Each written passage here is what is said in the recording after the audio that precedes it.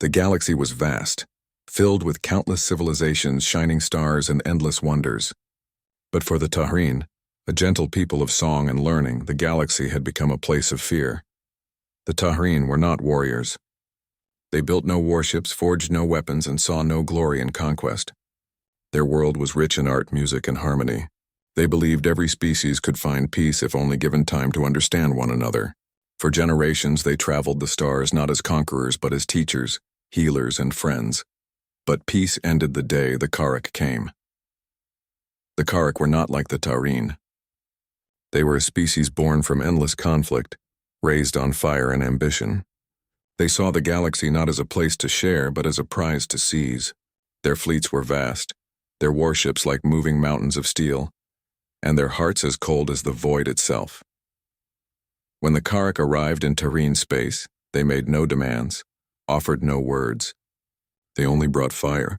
Planet after planet fell in silence. Cities were burned to ash. Whole colonies vanished in chains, their people dragged away to slavery or death. The Tahrin did not know how to fight. They fled. Their ships, made for trade and exploration, were no match for the war fleets that hunted them. Every day more of their kind were lost. Every day their voices grew weaker. In desperation, the Tahrin turned to the galaxy. They went to the Council of the Core Worlds, the great gathering of powerful species who claimed to keep peace among the stars. They entered the shining halls, their leaders dressed in the plain robes of their people, their faces pale with grief. They pleaded. "Please," said the Tahrin speaker, voice trembling. "Our worlds are burning. Our children are hunted. We have no weapons, no armies. We cannot stop the Karrak. Help us before we are gone." The council chamber was vast, filled with the representatives of mighty civilizations. Some looked away in shame. Others whispered among themselves. A few watched with cold eyes. At last, one of the core world leaders spoke. His voice was calm, polished, heavy with arrogance. "The council sympathizes with your plight," he said, "but we must consider the balance of power. If we move against the Karrak, it may provoke war. And war would spread far beyond your borders. It would endanger countless others. It is regrettable, but the council cannot interfere." The words struck like a knife. The Tahrin speaker tried again. "Then at least give us ships, weapons, something to defend ourselves." But the council shook their heads. One claimed their fleets were too far. Another claimed resources were stretched thin. A third said quietly what many were thinking, that the Tahrin had no wealth, no influence, nothing to offer in return. One by one, the voices of power turned away. The Tahrin left the chamber in silence, their hope crumbling. Outside, some of the smaller races wept for them, but none dared to stand beside them. No one wished to anger the Karrak. No one wished to bleed for strangers. The Tahrin fled again, driven from system to system. They sent out transmissions to every corner of the stars, messages filled with desperate cries. "To any who hear this, please, we are dying. The Karrak will erase us. We have nowhere to run. Please, someone, anyone, help us." But the galaxy was cold. Their messages were met with silence. Days turned to weeks. Weeks into months. Their ships grew fewer. Their people grew tired. Even hope, the strongest flame, began to fade. The elders whispered that perhaps it was their destiny to vanish. Perhaps their songs would be carried only by the stars. And then, an answer came. Not from the core worlds. Not from the great empires. Not from the powerful fleets that could have turned the tide with ease. The reply came from a young, small world. A world that most of the galaxy considered dangerous, unstable, and strange. A world whispered about with both fear and awe. Earth, the humans. The Tahrin had heard of them, of course. Everyone had. The galaxy called them Deathworlders. Born on a planet filled with storms, predators, and endless dangers, humanity was known for surviving where no one else could. They were called reckless, violent, and unpredictable. When the Tahrin heard the humans had answered their plea, they feared at first it might be mockery or worse, a trap. But the message was clear, spoken in rough but steady words. "We have heard your call. Send us your coordinates. We will help." There was no demand for payment. No talk of politics. No hesitation. Just a simple promise. The Tahrin wept. For the first time since the war began, someone, anyone, had not turned away. They did not yet know what it meant to have the Deathworlders answer their plea. But soon, the galaxy would. The Tahrin were confused at first. Why would the humans answer when all the great powers of the galaxy had turned away? Humanity was young, small compared to the mighty empires. Their fleets were not legendary, their colonies not vast. They had little to gain and everything to lose. And yet the humans had answered. When the Taurine ships limped into orbit around Earth, they expected suspicion, maybe even rejection. But instead they found something they had not felt in a long time. Welcome. Human ships guided them safely. Human voices on comms spoke gently, offering food, fuel, and rest. When the first Tahreen vessel docked, frightened and broken, the humans did not come with weapons raised. They came with doctors, engineers, and open hands. The Tahreen were brought to cities unlike any they had known. Earth was wild, filled with forests, oceans, and storms. To most galactic species, it was a world too hostile, too dangerous to survive. But the humans thrived here. They laughed under heavy skies, built homes on restless land, and carried on through floods, fires, and quakes. The Tahreen, used to calm and gentle worlds, were astonished. They whispered to one another, "How can they live here? How can they endure such a place?" But the humans did more than endure. They thrived, and now they offered that strength to strangers. The first days on Earth were filled with tears. Tahreen children were given warm food and soft blankets. Human children, curious and kind, played beside them, unafraid of their alien faces. Human doctors worked tirelessly, tending to wounds and sickness. They did not ask for reward. They only said, "Rest, you are safe now." The Tahreen elders asked themselves over and over, why? Why would these humans, feared as Deathworlders, be the only ones to help? One evening, the Tahreen leader was invited to meet with a group of human commanders. They gathered in a hall filled with maps and glowing screens.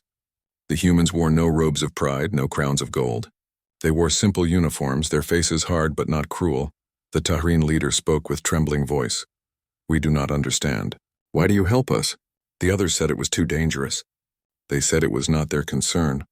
"Why do you risk yourselves for us?" For a moment the room was quiet. Then a human admiral leaned forward, his eyes steady. "Because someone should have answered you sooner," he said. "Because when you called for help, the galaxy turned its back. We know what that feels like. We remember our own history when we cried out and no one came. We swore that if we had the power, we would never let another people face the dark alone." The Tahreen leader lowered his head, tears welling in his eyes. The words felt heavier than any weapon. The humans had no promise of victory. They knew the Carrick fleets were vast, ruthless, and merciless. And still they stood ready.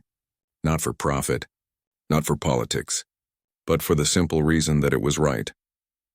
Soon the Tahreen began to see another side of humanity. The side the galaxy whispered about with fear. In the training fields, they watched human soldiers prepare. They moved with discipline, their faces grim but determined. They lifted heavy weapons with ease, their voices sharp with commands. These were not gentle healers or singers. These were warriors, forged by a world that had demanded strength or death. The Tahreen realized the truth of the name Deathworlders.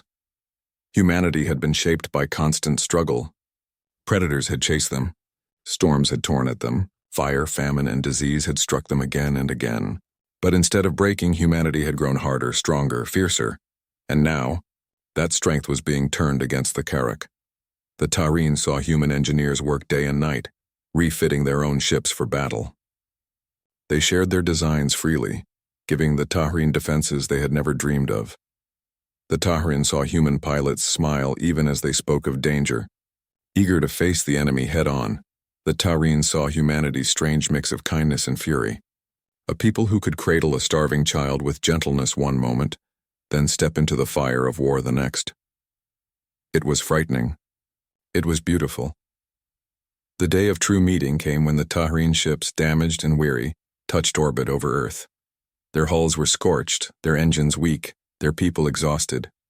Many of them had expected suspicion, perhaps even rejection. They were strangers after all, carrying nothing but sorrow and desperation. But what they found was something else. When the first Tahreen vessel landed, it did not meet lines of soldiers with weapons raised. Instead, there were humans waiting with food, water, and medical care. Children of Earth waved small flags of welcome, smiling at the strange guests. Human doctors hurried forward, carrying supplies. Human engineers bent over damaged ships, offering repairs. The Tahreen could hardly believe it. They had been turned away again and again by mighty empires. The core worlds had spoken empty words of pity, yet did nothing. But here, on this dangerous world filled with storms and predators, they found open hands. Tahreen children were given warm blankets. Human children shared their toys. The Tahreen elders were offered quiet rooms where they could finally rest without fear. One old Tahreen wept openly, whispering, "Why? Why would you give so much to strangers?" A human nurse only smiled and answered softly, "Because you needed it." The simplicity of the words struck deeper than any promise from the council had ever done. As the days passed, the Tahreen saw more of humanity. They saw their cities vibrant and alive despite storms and restless skies. They saw families working hard, laughing even in difficulty. They saw humans gather in the evenings to sing, much like the Tahreen once had before the war. And slowly, the Tahreen began to feel something they thought was lost, safety. Yet still, questions remained in their hearts. Why would humanity risk angering the Karak, the most feared empire in their part of the galaxy? Why would they invite such danger upon themselves? The Tahreen leader was finally given his answer when he met with Admiral Hayes, commander of Earth's defense fleet. The meeting was simple. A plain room, a round table, and humans in dark uniforms. No gold, no ceremony, no pride. Only steady eyes and calm voices. The Tahreen leader spoke first, his voice trembling. "We cannot repay this. You know the Karak will come for you now. The others turned us away because they feared this. Why do you choose differently?" Admiral Hayes leaned forward. His voice was low but strong. "Because you asked, and no one else would. That's reason enough." The Tahreen leader stared at him in silence. The words were so simple yet so powerful. Hayes continued, "We know what it feels like to be left alone. Our history is filled with moments when we cried out and no one came. But we survived. And now that we can help others, we will not turn away. Not ever." Tears slid down the Tahreen leader's face. He bowed his head deeply, unable to find words. Soon the Tahreen began to see another side of the humans, the side whispered about in fear across the galaxy. They saw human soldiers training. They moved with discipline and fire in their eyes. They lifted weapons heavier than most Tahreen could carry. They practiced again and again, never slowing, never giving up. They saw pilots preparing their ships, speaking with fierce pride. "We'll show the Karak what happens when they try to prey on the helpless," one said with a grin. They saw engineers and builders working tirelessly, transforming damaged Tahreen vessels into ships that could finally defend themselves. The humans shared their knowledge freely, never asking for reward. The Tahreen realized then what it truly meant to be Deathworlders. Humanity was kind, yes, but their kindness was guarded by strength sharper than steel. They had learned to endure storms and predators, to survive on a world that tried to kill them at every turn. That same endurance now stood ready to protect the Tahreen. It was terrifying. It was inspiring.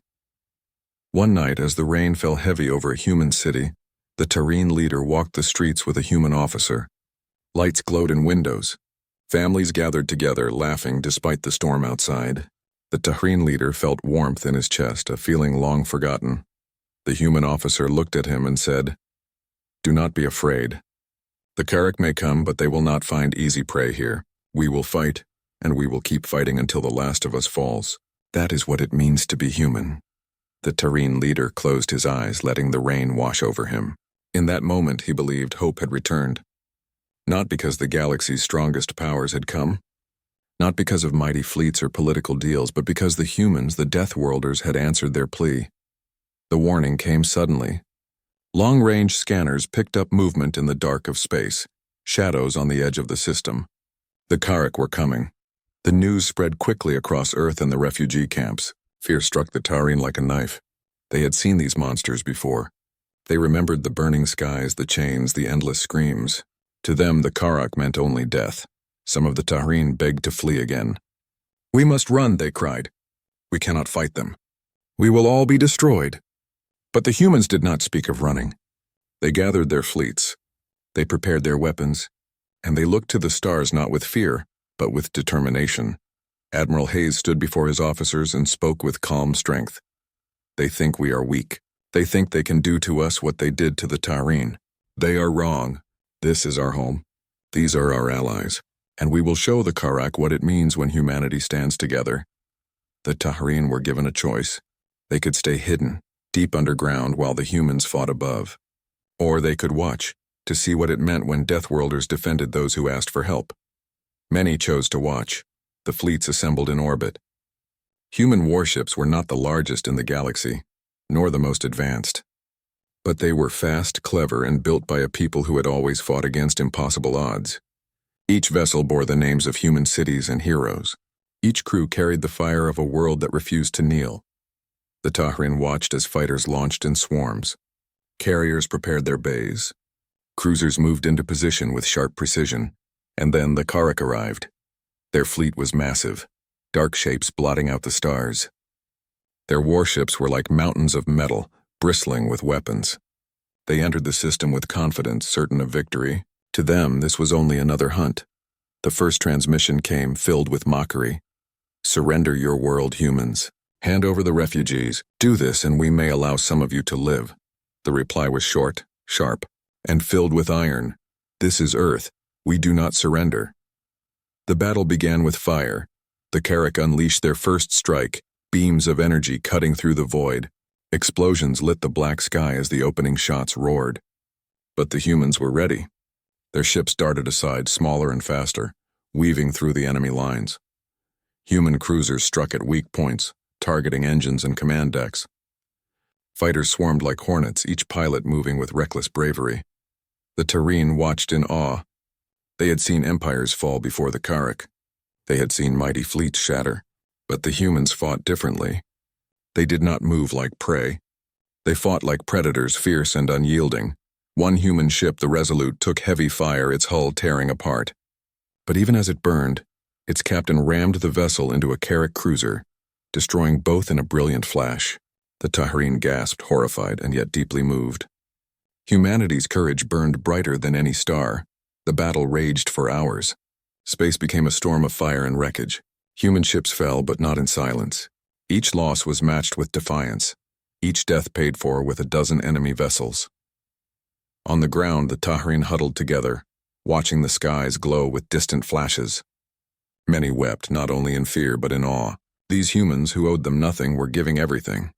Admiral Hayes's voice carried through the comms, steady even as chaos raged. "Remember why we fight. Not for power, not for conquest, but because someone had to answer. Hold the line." And the line held. The Karak, once so certain of victory, began to falter. Their ships were larger, their weapons heavier, but they had never faced an enemy like this. They had never faced humans, Deathworlders who refused to yield, who fought with both fury and love. A final wave of human ships pushed forward, striking at the Karak flagship. Missiles tore into its hull, fighters swarmed its defenses, and at last, with a roar that shook the comms, the great warship exploded in fire. The remaining Karak vessels broke. Some were destroyed outright, others fled into the void. The mighty conquerors had been driven back. When silence returned, the humans did not cheer. They looked at their damaged ships, at the names of the fallen. The victory had been won, but at a cost written in blood and sacrifice. The Tahrin wept again. But this time their tears were not only of sorrow. They were of gratitude. For the first time in all their long flight, they had seen a people who stood against the darkness, not for wealth, not for politics, but simply because it was right. The Deathworlders had stood, and the galaxy would never forget it. Human ships drifted in orbit, many scarred and broken. Some no longer answered calls. Others burned quietly, pieces of hull scattered across the void. The Tahrin stared at the sky, at the faint glows of wreckage, and felt both relief and sorrow. They had survived, but humanity had paid a terrible price. In the days that followed, Earth became a world of mourning. Long lists of the fallen were read aloud. Families gathered in the streets to hear the names, voices breaking as they learned of sons, daughters, mothers, fathers who would never return. The Tahrin stood among them, silent, their hearts heavy. These were not their dead, and yet they felt the weight of every name, for each life lost had been given to protect them. One Tahrin elder, her eyes wet with tears, whispered, "They died for us." "Strangers Gave everything." for us." The words spread among her people, carried on trembling lips. It was a truth they could not ignore. The Tahreen leader was invited to a memorial in one of Earth's great cities. There thousands gathered before. A monument of steel and stone. On its surface, the names of the fallen glowed, endless lines carved into history. The leader stepped forward, his voice unsteady. My people came here broken. We asked for help and the galaxy turned away. Only you, the humans, answered. And now you have given lives beyond number for us. We cannot repay this. We can only promise that we will carry your names in our songs, in our hearts for as long as we live. The crowd listened in silence. Some wept. Others stood tall, proud of their sacrifice. And then a human child stepped forward. She carried a small flower, simple and fragile, and placed it at the foot of the monument. Her voice was soft but clear. They are not gone. They are with us. The Tahreen leader closed his eyes. In that small voice he heard something greater than all the speeches and ceremonies. He heard the truth of humanity. But even in grief, the humans did not falter. They repaired their ships. They trained new crews. They sent signals across the stars warning the Carrack, Earth is not prey. Earth stands ready. The Tahreen could hardly understand such resolve. After such loss, their own people would have collapsed into despair. Yet the humans stood taller, as if every fallen life had become a torch carried forward. The Tahreen saw it in the eyes of human soldiers, in the quiet strength of the families who had lost so much. They saw it in the way Earth's leaders spoke, not of revenge but of duty. Admiral Hayes himself, weary and scarred, addressed both humans and Tahreen together. We did not fight to destroy the Carrack. We fought because no one else would stand for what was right. We paid dearly, yes, but if we must pay again, we will.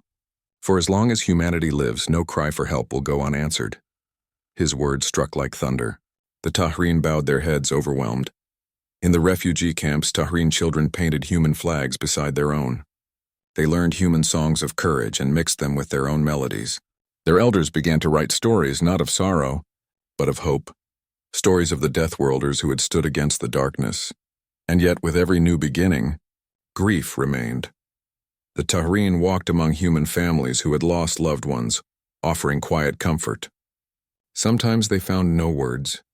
Instead, they simply held hands, alien and human, united by shared loss.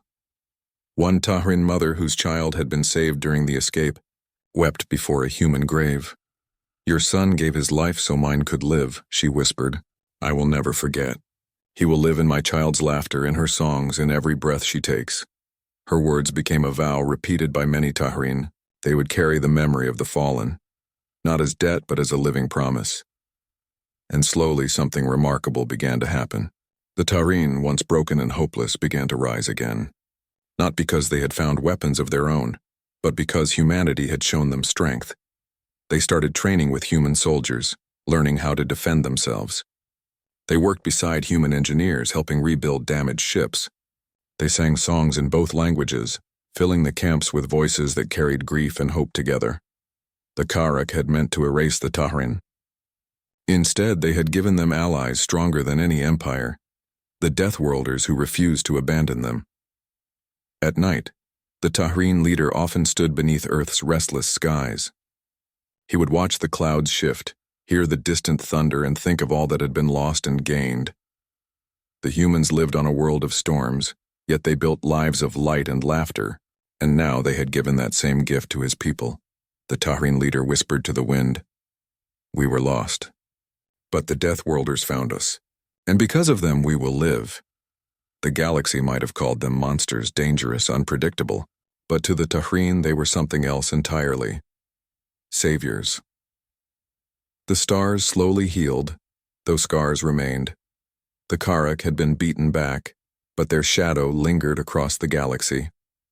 Many worlds whispered of fear, wondering when the monsters would rise again. Yet amid that fear another story spread, one that grew brighter with each telling. It was the story of the Deathworlders. Across the broken refugee camps, the Tahreen began to rebuild. Their cities were gone, their fleets shattered, but their spirit had found new fire. They built shelters side by side with humans, their songs mixing with the hum of machinery. Where once there had been silence and despair, there was now the sound of hope.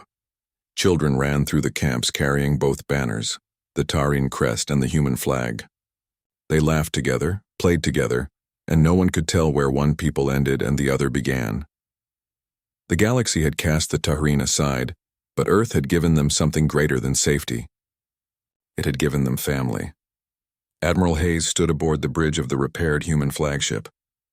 His eyes were heavy, but his heart carried a strange pride. Around him, new Taurine officers trained with human crews. Their hands trembled at first, unsure, but the humans guided them patiently. "Courage isn't about where you were born," Hayes said quietly to one young Taurine. "It's about what you choose when the moment comes." The young officer bowed his head, voice unsteady.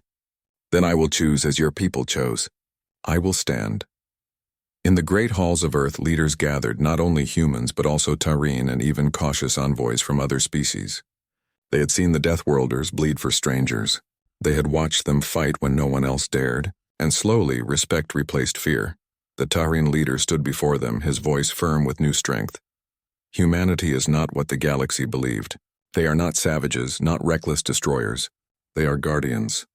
They stood for us when no one else did. And because of them, my people live. We will never forget. We will never abandon them. The hall erupted in thunderous applause. For the first time, Earth was not seen as a world of danger but as a world of promise. Yet for all the speeches, the greatest changes were found in quiet moments. A Taurine child learned how to grow food in Earth's strange soil from an old farmer. A human medic sat with Taurine healers, sharing herbs and medicine. A group of soldiers, half human, half Taurine, swore an oath together, promising that no cry for help would ever be ignored again. These moments became the true foundation of their alliance. Not grand battles, but simple acts of kindness. The Karrak had failed in more ways than one. They had sought to erase a species, but instead, they had given birth to something new, unity between worlds. The Taurine began to prepare ships of their own again, not as wanderers, but as allies of Earth. Their designs carried human influence, strong hulls and flexible weapons. They named the first new vessel the Dawnfire, a tribute to both their lost past and their burning future. When it launched, humans and Taurine stood together, their voices rising in a single cheer that echoed across the stars. On a quiet evening, the Taurine leader walked the fields of Earth with Admiral Hayes. The sky was painted with sunset, rich with colors no Taurine world had ever known. "My people were finished," the leader said softly. "We were drifting shadows, but you gave us more than survival. You gave us a chance to live again." Hayes looked up at the fiery sky. "We only did what was right," the leader shook his head. "No, you did what no one else dared. The galaxy will not forget. My people will not forget. Humanity may be Deathworlders, but you are also saviors." Hayes gave a small smile. "Maybe both."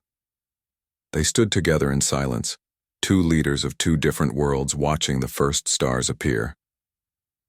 Generations later, Taurine children would speak of those days as the time of salvation.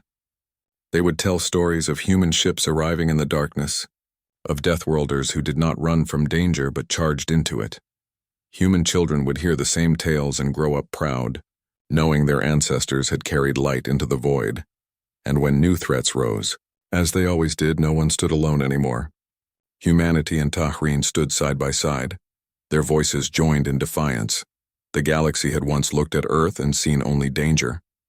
Now it looked again and saw hope. And so the legacy of the Deathworlders was not destruction. It was not terror. It was the courage to protect the weak. It was the strength to stand when all others fled. It was the fire of humanity, shared with those who had lost everything. The Taurine had been broken. Humanity had been scarred, but together, they had built something greater than either could have alone. In the end, the galaxy would remember not the fear of Earth, but the light it had given, the light that burned brightest in the darkest night, the light of Deathworlders.